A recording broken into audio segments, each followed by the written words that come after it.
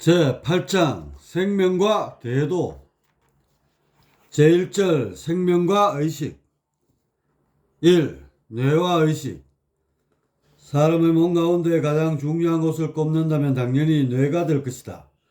주름이 잡힌 뇌를 펼치면 신문지 반장 정도의 작은 면적에 지나지 않지만 뇌의 극히 일부분이라도 손상된다면 생명을 던지 아니면 의식의 변화가 오면서 인생이 송두리째 바뀌게 될 것이다. 뇌는 엄마의 자궁 속에서 잉태되는 순간부터 자라나게 되는데 단순히 뉴런 즉 신경세포의 수만 증가하는 것이 아니다. 시냅스라는 미세한 가지가 촘촘히 뻗으며 네트워크를 이루고 여기서 온갖 신호를 처리하며 지능이란 것이 싹트게 된다. 그래서 뇌를 연구하는 과학자들은 인간의 영혼을 천억 개의 뉴런과 천조 개의 시냅스의 연결망에서 찾기도 한다. 우리는 시시각각 떠오르는 생각을 이용해서 나름 주체적으로 사유하며 판단한다고 여기지만 사실은 뇌가 만들어내는 일련의 정보 활동에 불과하다는 것이다. 그렇다면 과연 우리의 영혼은 존재하지 않는 것인가? 뇌과학자들의 물질론적 주장에 반대하려 해도 속속들이 보고되는 뇌에 관한 연구들은 영혼의 존재를 부정하는 쪽으로 일괄되게 흐르고 있다. 나라고 철석같이 믿던 존재가 사실은 뇌에서 만들어지는 정보의 환경에 불과하다고 하면 여간 실망스러운 일이 아닐 것이다. 인간의 뇌를 살펴보면 크게 세 부분으로 나뉘는데 쉽게 3층짜리 주택을 떠올리면 된다. 1층은 뇌줄기, 즉 뇌관과 소뇌로 구성된 흔히 파충류의 뇌라고 알려진 곳이다. 호흡이나 심장박동, 혈류와 같은 생명유지에 꼭 필요한 기능을 주로 맡고 있다. 만일 우리의 뇌가 1층에서 멈췄다면 지금쯤 악어나 뱀처럼 엄침하게 살아가고 있을 것이다. 그런데 다행히 1층 위에 중뇌라는 2층이 올려져 있다. 이곳은 파충류에게서는 찾아볼 수 없는 감정이란 것으로 가득 채워져 있다. 화를 내며 어르렁거리는 것은 기본이고 웃거나 울 줄 아는 감정도 생산하는 애는 신비로운 곳이다. 그것뿐만 아니라 애정 표현도 다각도로 할 수 있게 함으로써 파충류와 구별되는 포유류만의 특성을 잘 표현해주고 있다. 그래서 2층의 중뇌는 포유류의 뇌 혹은 감정의 뇌라고 부른다. 우리의 뇌가 2층에서 멈췄다면 어땠을까?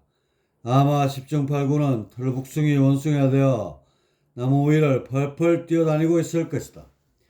인간은 무슨 이유에선지 2층짜리 주택에서 멈추지 않았다. 끊임없이 3층을 올리기 위해 진화했고 결국 DNA 피지를 확장하여 전뇌를 만들어냈다. 비로소 복잡한 사고와 창조 기능을 담당하는 고도의 두뇌를 갖추게 된 것이다. 그래서 전뇌를 가리켜 이성의 뇌 또는 인간의 뇌라고 한다. 이렇게 3층 주택에서 만들어내는 사고란 것은 신비롭고 오묘하기 짝이 없다. 사실 컴퓨터 수십만 대를 모아 한꺼번에 가동한들 그 정교함에 있어서는 인간의 의식을 따라오지 못한다. 이런 것을 보면 인간에게는 영혼이라는 고차원적 존재가 뇌 속에 따로 존재하는 것처럼 보인다. 하지만 앞서 말했듯이 현대의 뇌과학은 인정사정 없이 영혼의 존재를 도륙내고 있다. 인간의 세세한 감성과 생각의 흐름마저 과학적으로 풀어냄으로써 우리의 영혼을 관념의 산물로 전락해 하고 있는 것이다. 최근 들어 DNA 피질 중 전두엽의 앞부분에 위치한 전두엽이 주목을 끌고 있다. 전두엽은 전두엽의 앞면에 위치한 곳으로 이성적이고 논리적인 사고를 담당하는 부위로 알려져 있다.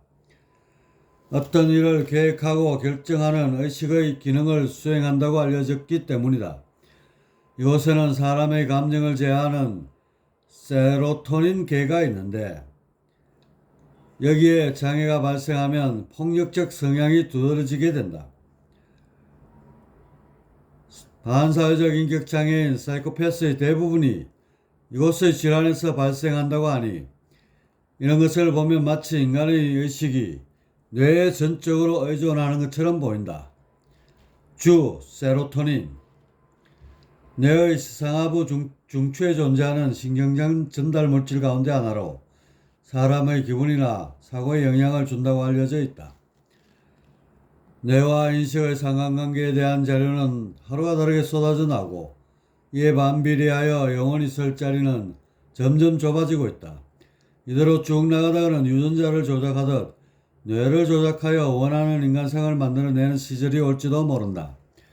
가령 수술대 위에서 뉴턴이나 아인슈타인 같은 천재도 만들고 고어나 피카소처럼 뛰어난 예술가도 만들어내게 될 것이다. 두려움이 없이 적진에 뛰어들 수 있는 전쟁 영웅도 만들고 나아가 예수처럼 전 인류를 사랑하는 성인도 만들어낼 것이다.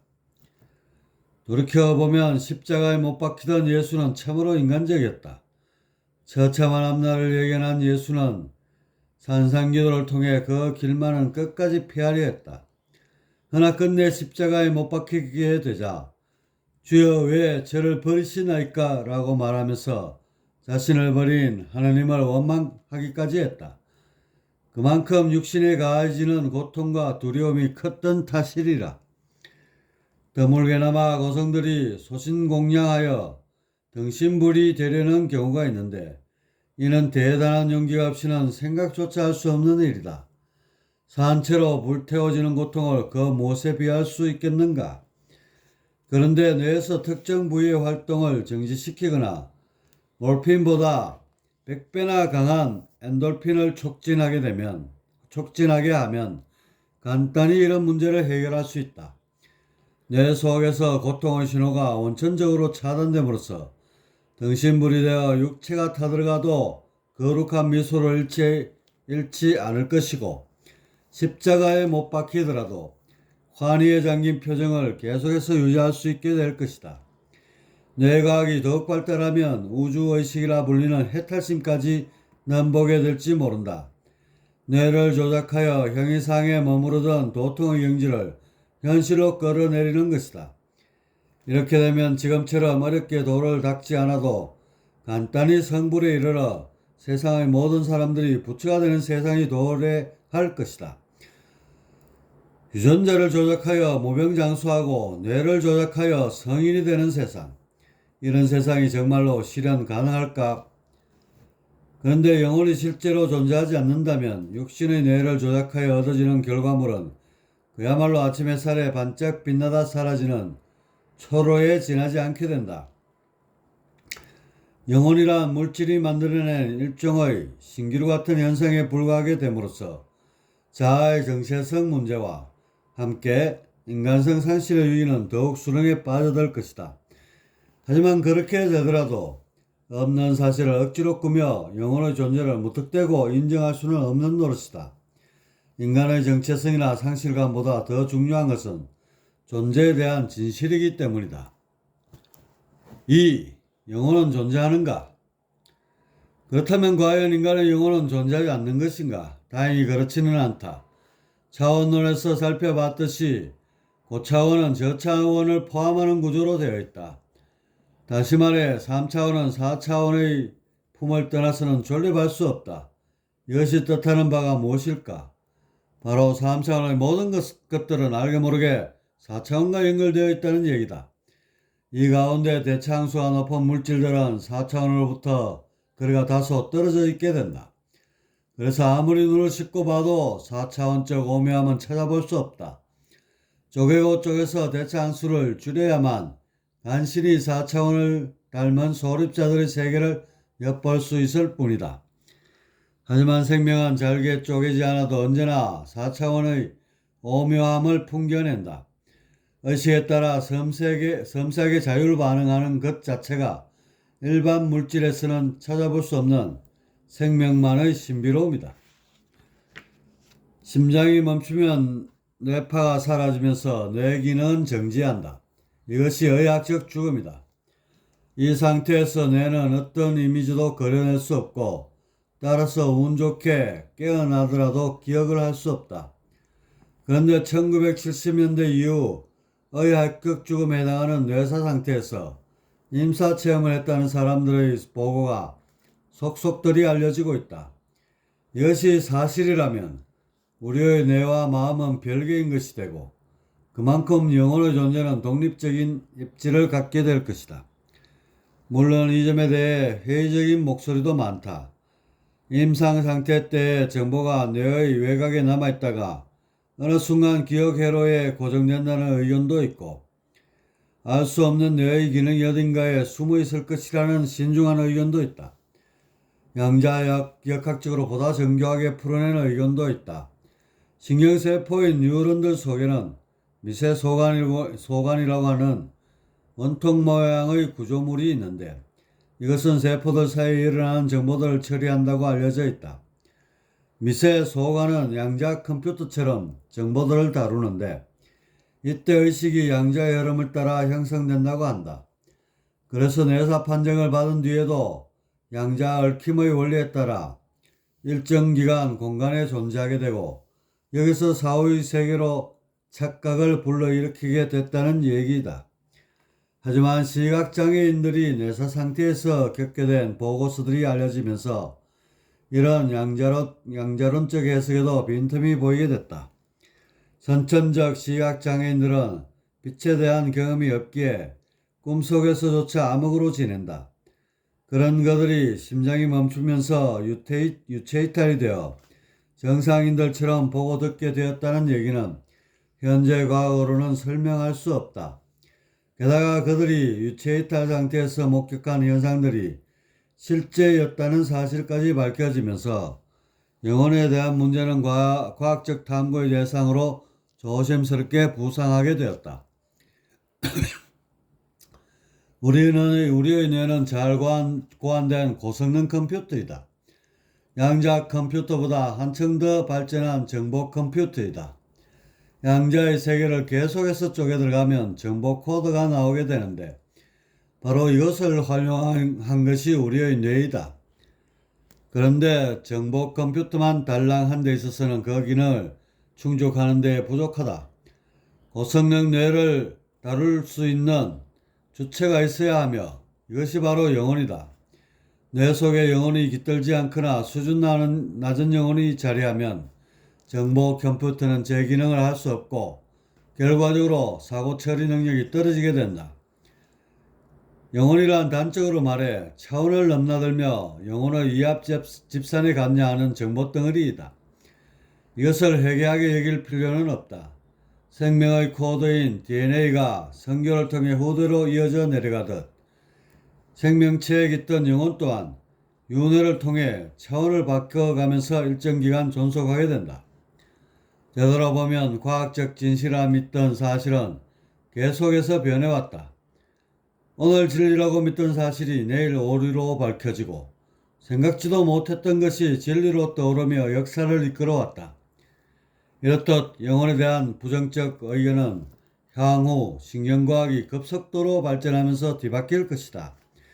뇌의 메커니즘이 보다 면밀히 밝혀지면 뇌 속에 자리한 영혼을 찾아낼 것이고 인류는 지금까지 없었던 새로운 과학을 접하게 될 것이다.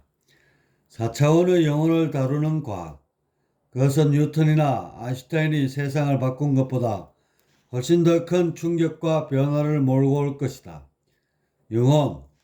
그것이 현실로 드러나 과학적 탐구의 대상이 될 때 인류는 고차원 세계에 눈뜨고 아울러 삼라만상 모든 것을 정보로서 다루게 될 것이다. 3. 생명 제국의 통치자. 수십억 년을 거슬러 올라가 최초의 생명이 탄생하는 순간으로 가보자. 바로 이때부터 사창원과의 연결망은 시작됐다. 원시령이 원시 생명에 결합하면서 기존에 없던 물질 현상이 생겨났다. 영혼이 특수한 조건의 물질에 결합하면서 비롯한 것, 이것이 생명이다. 그렇기에 생명이면 가릴 것 없이 모두 영혼을 머금고 있다. 영혼은 4차원과의 통로이며 이런 통로를 구비하고 있는 물질이 생명이다. 숨을 쉬지 않고는 살 수 없듯 생명은 영혼을 통해 4차원의 길을 끌어와 보이지 않는 얼숨을 쉬며 살아간다. 그런데 인간의 몸을 자세히 들여다보면 놀랍게도 한두 개의 생명으로 이루어진 게 아니다.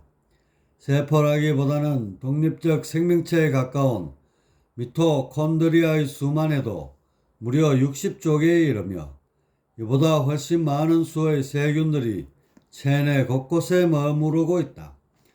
따라서 이런 무수한 생명체들과 함께 살아가는 공동의 장으로서 우리의 몸을 바라봐야 한다. 그런데 인구가 너무 많다 보니 전체 생명체의 하모니가 필요하다. 서로들 제 목소리만 내다보면 질서가 깨지고 결국 우리의 몸은 오래 살지 못하고 요절하고 말 것이다. 그래서 모든 생명체들을 진두지휘할 대표가 필요해지게 된다. 다시 말해 거대한 생명의 제국을 통치할 지도자를 요망하게 되는데 그 지도자가 바로 자라고 하는 우리의 영혼인 것이다. 무수한 생명체들이 모여 만든 제국, 그것이 엄마의 배 속에서 잉태되는 순간에 통치자는 낙점받게 된다. 주변을 떠돌던 영혼이 어떤 초자연적 힘에 이끌려 수정란과 합체되는 것이다. 만일 지도자가 적시에 찾아오지 않는다면 불임이 되고 말 것이다. 운 좋게 임신이 되더라도 동물령이나 원시령이 들어오게 되면 지도자로서의 구실을 못하게 된다. 지적 장애인으로 일생을 살아야 하고 그만큼 제국의 꿈은 허망하게 무너질 것이다. 어찌됐든 우리는 4차원에서 이곳 3차원으로 넘어와 생명제국의 지도자가 됐다. 차원을 바꿔가면서까지 3차원으로 윤회한 데는 그만한 이유가 있다. 먼저 제국의 지도자들은 4차원에서 수명이 얼마 남지 않은 자신의 영혼이 3차원 물질의 폐쇄성에 의해 단단하게 조여짐으로써 수명이 연장되는 혜택을 입는다. 또한 3차원에서 험난한 세월을 보내면서 새로운 정보를 쌓고 마음을 수양할 수 있는 천금 같은 기회도 얻게 된다. 생명제국, 즉 몸의 입장에서는 4차원으로부터 지도자를 모셔옴으로써 자신들이 세운 왕국이 질서를 잡아 오래도록 수명이 유지되는 혜택을 얻는다. 또한 제국의 지도자를 통해 자신들이 추구하는 공동의 가치를 창조하게 하여 대리만족을 얻는 효과도 있다. 이런 상호간의 혜택들이 지도자와 제국 간에 맺어지는 불가침의 조약이다. 제국의 통치자가 거하는 보좌는 단연코 뇌이다. 우리가 잉태되는 순간 뇌에 찰싹 달라붙게 되고 이때부터 우리의 영혼은 뇌의 신경세포와 뒤엉켜 한 몸이 된다. 그와 동시에 영혼은 새로운 차원에서의 창조를 위해 전생의 모든 기억을 포맷하게 된다. 이것은 창조를 위한 비움인데 정확히 말하면 차원이 역전되면서 벌어지는 자연적인 망각 현상이다. 어쨌든 우리의 영혼은 전생의 정보를 싹 비우면서 제국과 한 덩어리가 된다. 이렇게 비워진 자리는 부모로부터 물려받는 유전적 정보들로 채워진다. 따라서 제국 통치자의 인성은 4차원에서 가지고 온 영혼의 성향에 부모의 유전적 성향이 더해져서 이루게 된다. 원초 블랙홀처럼 4차원에서 3차원으로 내던져진 우리의 영혼은 복귀의 시점까지 팽창과 수축, 즉 성장과 퇴화를 번갈며 소우주로의 일생을 살아가게 된다. 통치자는 제국의 보좌에 일단 앉으면 죽기 전에는 이곳을 벗어날 수 없다. 뉴런과 시냅스에 뒤엉킴으로써 빠져나갈 방법이 없게 된다. 세포들이 죽기 전에는 굳게 닫힌 자물쇠는 열리지 않는다. 이 정도로 3차원 제국에 꽁꽁 묶이다 보니 태어나서 불과 몇 해를 넘기지 못하고 4차원에 대한 감각을 대부분 잃게 된다. 백회나 단전을 비롯한 여러 중요 기혈이 차단되는 것이다. 그러면서 3차원 물질에 대한 집착은 점점 깊어만 간다. 생명제국의 통치에 너무 깊게 관여하다 보니, 다시 말해 백성들의 반응에 좌지우지되면서 사유와 결정을 내리다 보니 통치자 자신의 정체성 문제까지 발생하게 된다. 가령 공놀이를 하다가 넘어져서 무릎이 까지면 백성들의 고통이 마치 자신의 고통 마냥 아프게 다가온다. 간혹 백성들이 먹을 것이 없어 굶주리기라도 하면 통치자는 성난 늑대처럼 남의 것을 탐내는 마음이 마구 일어난다. 성장하면서는 성욕을 담당하는 생식기 파트의 백성들이 수시로 아우성치게 되는데 이때마다 통치자는 심하게 흥분하며 동물적 본능을 표출시킨다. 가끔씩 백성들의 요구가 도를 넘게 되면 통치자 또한 이성적 판단을 잃고 자칫 이런저런 무리를 일으키기도 한다. 제국의 백성들은 욕심이 많다. 단순한 소유욕을 넘어 다른 제국을 지배하기를 바란다. 이런 백성들의 심리는 과시욕이나 거만스러운 표정으로 나타나기도 하고 심할 경우 서슴없이 폭력으로 표출되기도 한다. 공부를 열심히 하는 심리에도 다른 제국에 대한 지배욕이 은근슬쩍 깔린다. 일을 열심히 하여 돈을 많이 벌려는 데에도 이런 지배 심리는 어김없이 작동한다. 타인에 대한 지배욕을 도학에서는 원종이라 하는데 재수 좋게 항용의 기회를 얻게 되면 히틀러처럼 군중들을 선동하여 세상의 모든 제국들을 정복하려고 광분하기도 한다. 그것이 의치 않으면 이념이나 사상, 교리 따위로 다른 제국들을 홀려 발 아래 묶어 놓으려고 한다. 각자가 지닌 온갖 방법으로 주변 사람들을 제어 통제하려고 하면서 갈등과 대립이 싹트고 여기서 상극의 문화가 생겨났다. 이곳 3차원에 온 이유는 수명 연장과 정보 습득이라는 단 두 가지 청사진에 의함이다. 그런데 이렇게 생명 제국과 한 몸이 되다 보니 제국 백성들의 목소리에 휘둘리게 된다. 이런 점을 지적하며 정신 차리라는 가르침이 소위 말하는 인성교육이다.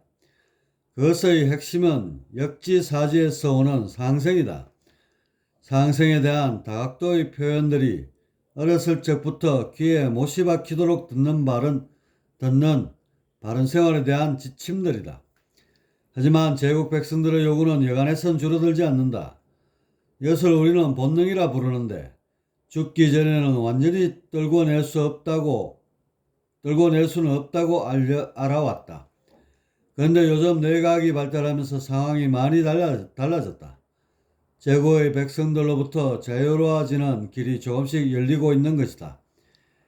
지난 20여 년간 급속도로 발달한 뇌과학은 마음의 영역까지 읽어내고 있다.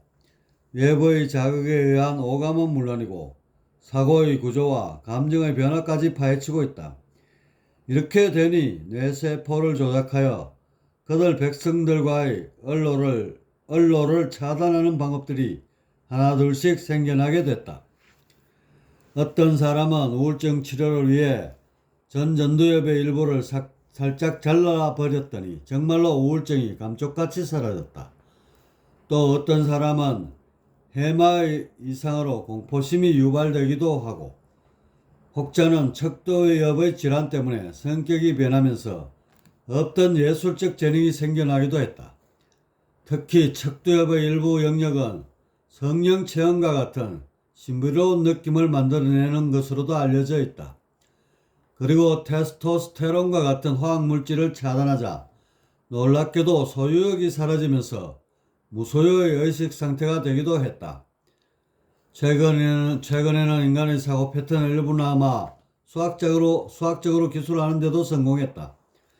연구에 따르면 이런 식으로 인간이 일으키는 사고와 감정들을 뇌를 다루어 어느 정도 제어할 수 있다고 한다. 제국의 백성들과의 소통 회로를 조작함으로써 의식의 일대 변화를 가져오게 하는 것이다. 그렇다면 제국의 황제 노릇을 하면서 발생하는 스트레스를 일거에 없애는 수술을 받으면 어떨까? 공포와 슬픔, 짜증과 같은 부정적 감정들을 송두리째 뽑아버리면 통치하는 데 꽤나 편리할 것이다.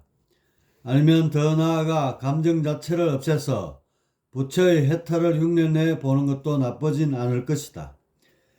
그런데 이게 근원적인 처방이 되는 것이 아니다. 제국의 수도에 꽉 들어차 있는 신경회로를 조직하여 그런 기분을 만들어낼 수는 있지만 그건 딱 3차원에서 살 때까지에만 한정된다. 제국이 무너져서 4차원으로 빠져나오게 되면 제국의 회로를 조작하여 만들어낸 감정들은 몽땅 사라지고 만다. 부처처럼 지냈어도 그건 아득한 추억처럼 멀게만 느껴지게 될 것이다.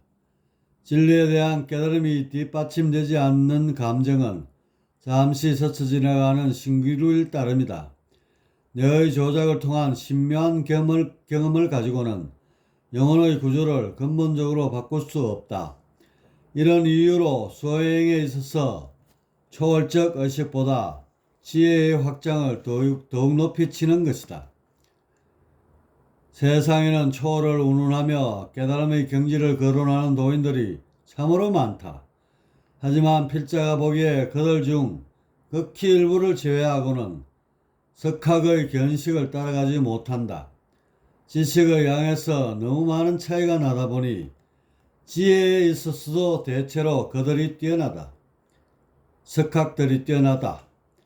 마음이 속세를 초월하여 피 안에 머문다 해도 머릿속이 비어있으면 허사이다.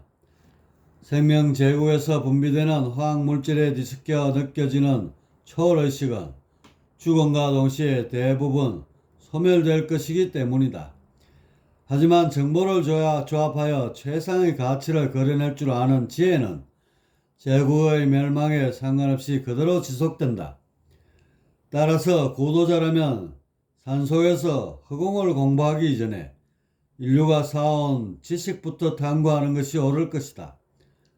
도인, 각자, 선사, 대사 등등의 헐뿐인 굴레에 갇혀 화학물질로 샤워를 하며 지내기보다는 하산하여 세상의 학문과 실험해보는 편이 낫지 않을까?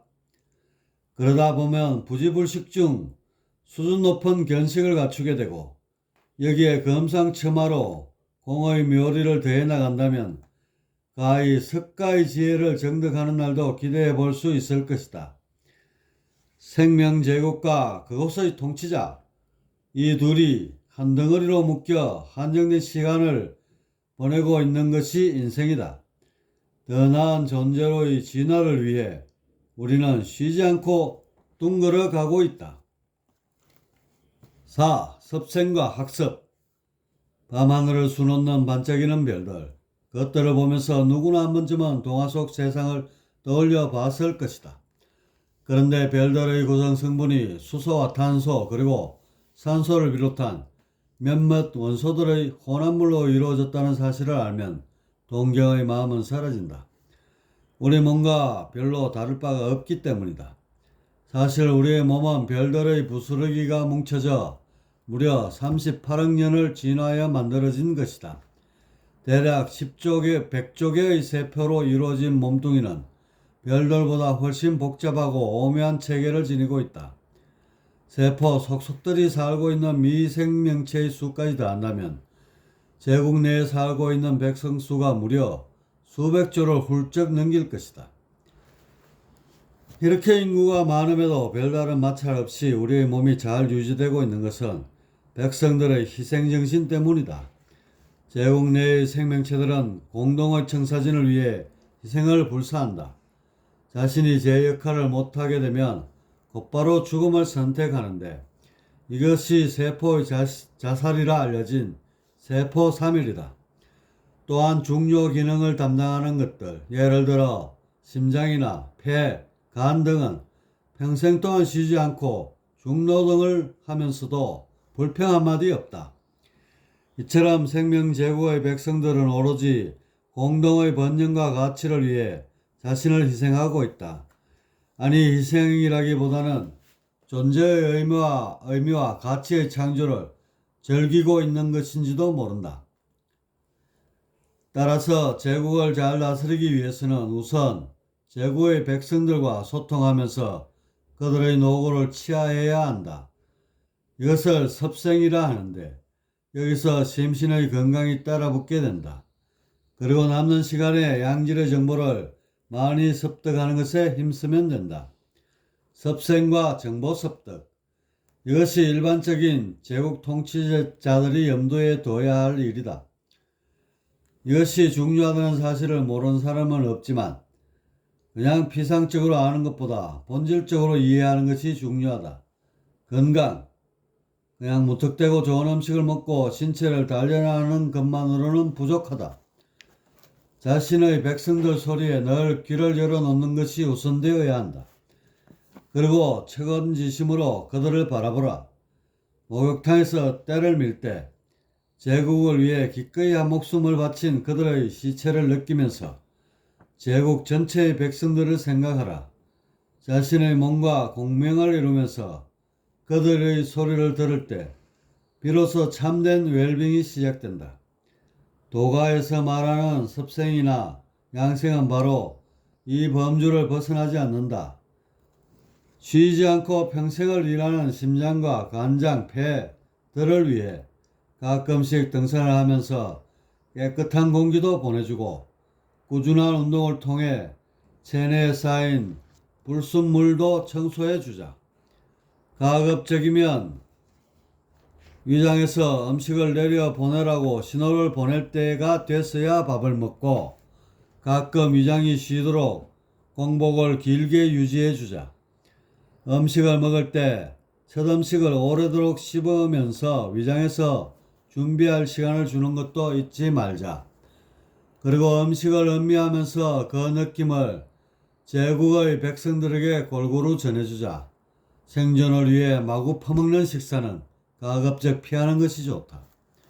온종일 피곤해 지친 눈, 그저 잠만 잔다고 해서 그에게 할 도리를 다한 것은 아니다. 눈이 하는 일을 대충 보면 동공은 수축과 팽창을 수없이 반복하며 빛의 양을 조절하고 이 과정에 들어온 빛은 각막과 수정체를 지나면서 초점이 맞춰진다. 그리고 다시 젤리 형태의 유리체를 지나 망막에 도달하는데 이곳에서 빛은 1억 2천만 개가 넘는 광수용체에 의해 전기 신호로 바뀌어 뇌로 전달된다. 이 과정에 사용되는 에너지가 뇌의 전체 에너지 중 3분의 1을 차지한다고 하니 우리의 눈이 얼마나 많이 혹사당하는지 알 법도 하다.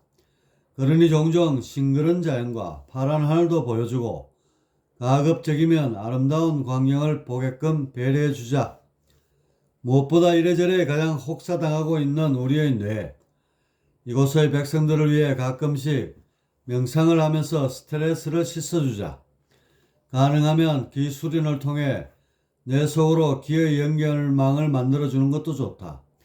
물론 잘못 개설하면 안에 한 것만 못하니 이런 때는 주의를 단단히 하는 것이 좋다. 이런 식으로 제국의 백성들을 챙기는 일이 무엇보다 우선해야 할 지도자의 도리이다. 석가도 처음에는 이런 단순한 사실을 깨닫지 못했다. 제국을 혹사해야지만 깨달음을 얻는 줄 알고 고행을 했지만 결국 그렇지 않다는 사실을 알고 중도의 기치 아래 깨달음을 얻게 되었다. 다시 한번 점검해보자. 당신의 제국은 잘 다스려지고 있는가? 두 번째 점검할 일은 학습이다. 학습이란 죽어서 가지고 갈 것을 챙기는 일련의 수집행위이다. 제국이 무너지면 돈도 권력도 그 어떤 것도 손에 쥘 수 없다. 남는 것은 오로지 3차원 세계에서 얻는 정보뿐이다. 장사꾼의 손익은 장사가 끝나봐야지만 알 수 있다. 마찬가지로 인생에 대한 평가는 죽어봐야 알 수 있다. 죽은 뒤에 남는 그것은 정보뿐이다. 얼마나 많은 양질의 정보를 얻었냐에 따라 3차원 인생 여정의 평가가 갈리게 된다.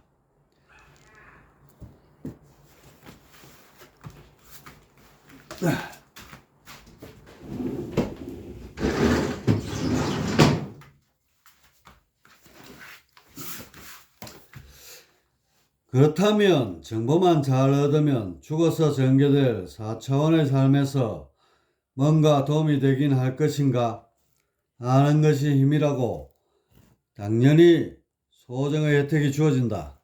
하지만 갑자기 영역이 4천에서 5천으로 껑충 뛰어오르는 대박은 거의 없다. 영역 한 단계를 뛰어오르는데 평균 10,000년이 걸린다고 하지 않던가. 여기서 제국의 통치자들은 생각을 잘 해야 한다. 정보 습득도 좋지만 이왕이면 영역을 무진장 올리는 것이 더 좋을 것이기 때문이다.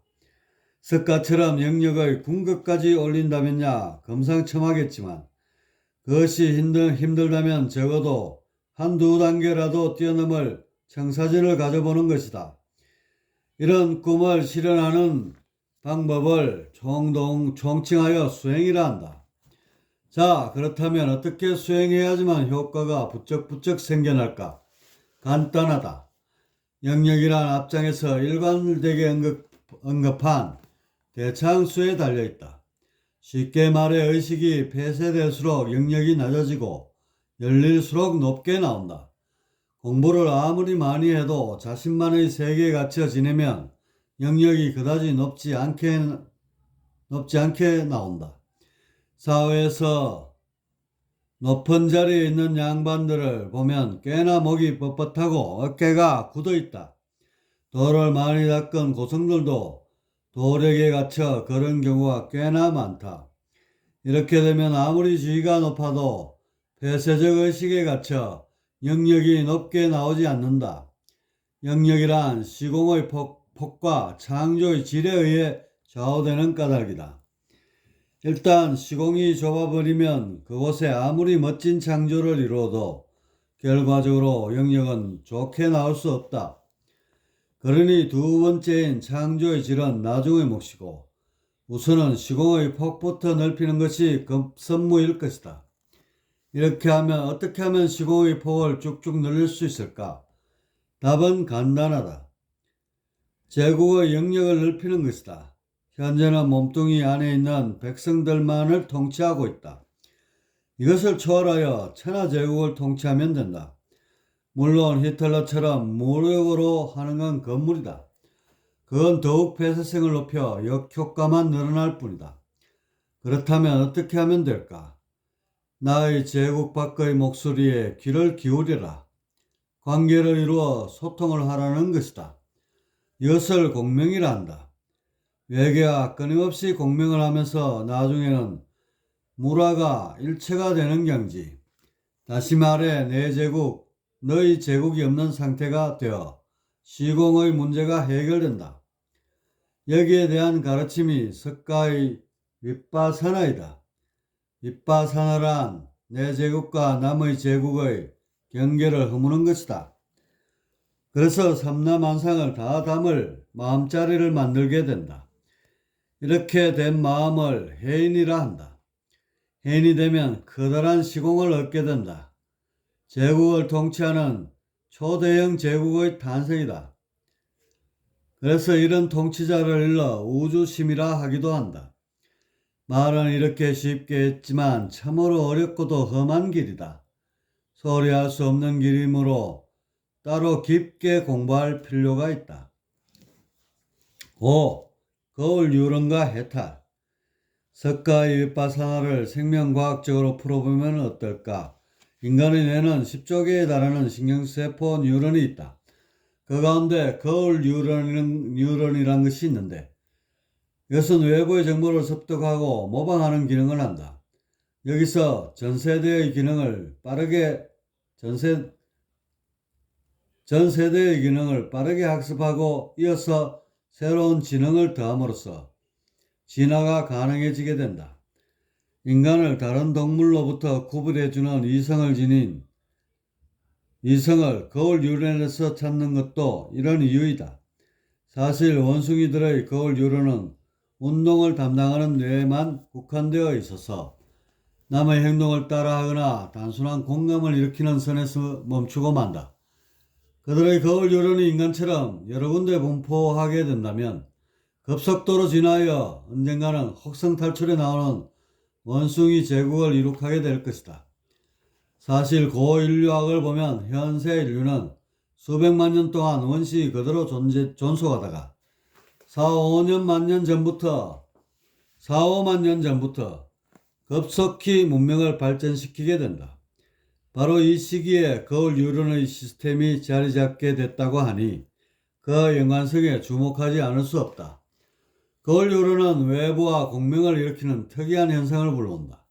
가령 다른 사람이 팔을 다쳐 고통을 느끼면 거울 유런에 의해 이것을 보는 사람의 뇌신경에 동일한 고통의 증세가 나타난다.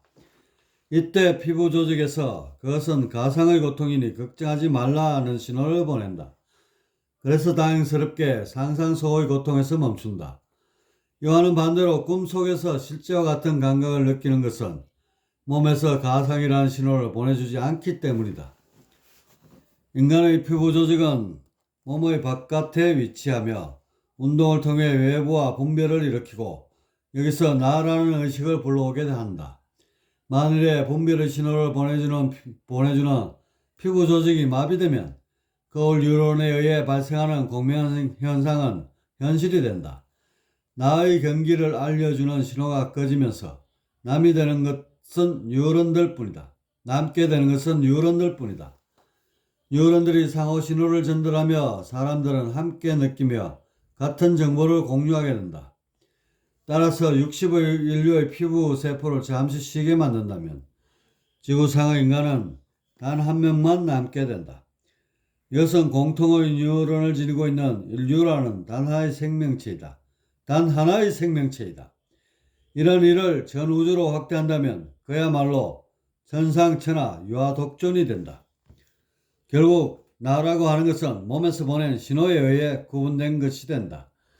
따라서 신호가 꺼지면 나는 곧 우주가 된다.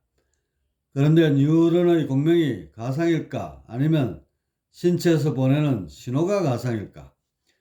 깨달은 습가의 눈에는 신체에서 보내는 나에 대한 신호가 가상으로 보였다. 실제는 한 생명인 부처인데 신체를 둘러싼 세포들이 전송한 가상의 신호에 깜빡 넘어감으로써 피조물이 된 것이다. 과연 어느 쪽이 실제이고 가상인지는 깨달은 자만이 알 것이다. 아무튼 습가 윗바사나는 피부의 신호를 무시하고 거울 유런의 목소리에 귀 기울이는 데서 시작한다. 나라는 구분을 넘어 외계와 공명하며 하나의 생명을 느낄 때 비로소 분별을 종식하고 절대 진리로 복귀할 수 있는 것이다. 자, 당신의 행위는 어느 정도인가? 여전히 제국 안에 머물러 있는가? 그렇다면 아쉽게도 우물 정도의 범위에 불과할 것이다.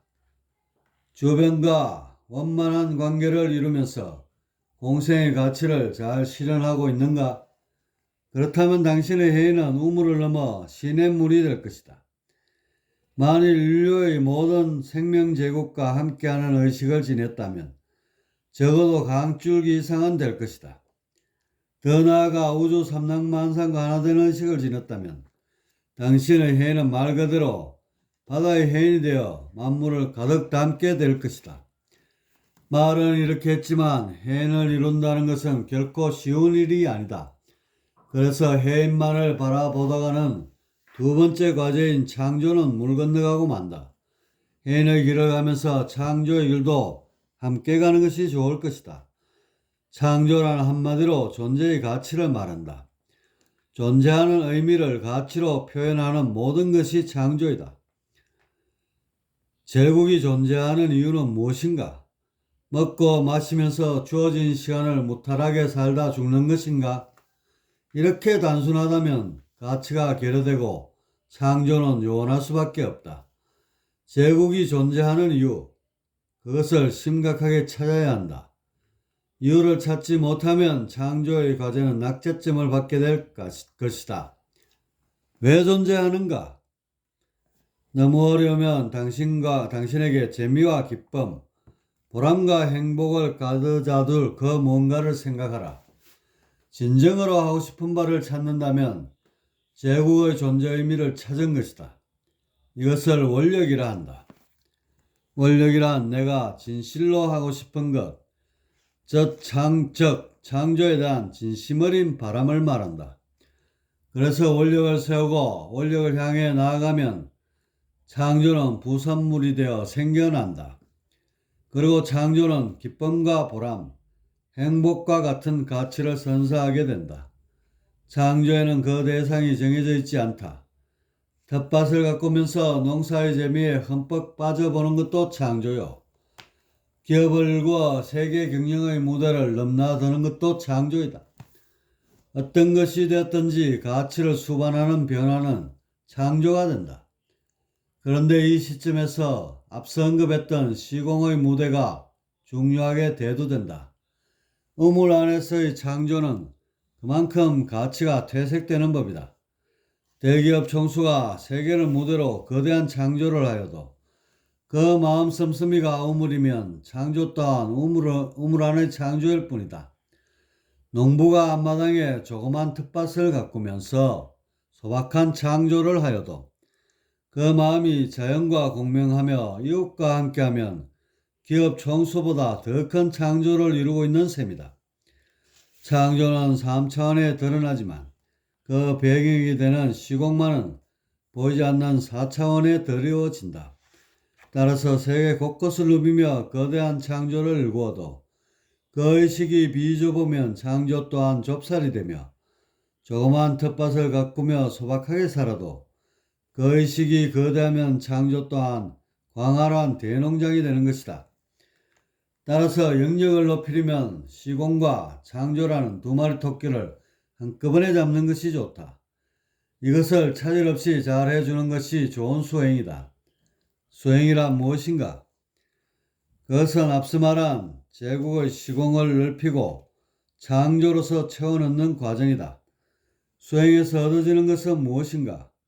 그것은 영역의 향상이다. 간단히 지렁이와 개와 인간을 비교해보면 영역이 왜 소중한지 알 수 있을 것이다. 영역은 총 9단계로 나누어지고 그 간격은 지렁이와 개 그리고 인간의 차이처럼 꽤나 크게 벌어진다. 그리고 영역의 궁극에 이르면 붓다와 같이 영생의 자리에 오르게 된다. 왜 영생이 가능해지는가? 생명제국의 경계망이 완전히 허물어진다면 나고 죽음이 없게 되는 까닭이다. 나라고 생각하는 경계가 소멸되면 생사를 초월하게 되어 저절로 영존하게 된다. 거울 유런의 예처럼 나의 경계가 사라지고 우주와 한 생명이 되어버리면 변화가 있을 뿐 죽음은 없게 된다. 생사 자체가 존재의 한 단면이 되어버리면서 영존하게 되는 것이다. 이런 초월적 존재를 일러 공이라 한다. 공이 되어 인멸과 창조를 영원히 반복하게 되고 그래서 달리 열반이라고도 한다.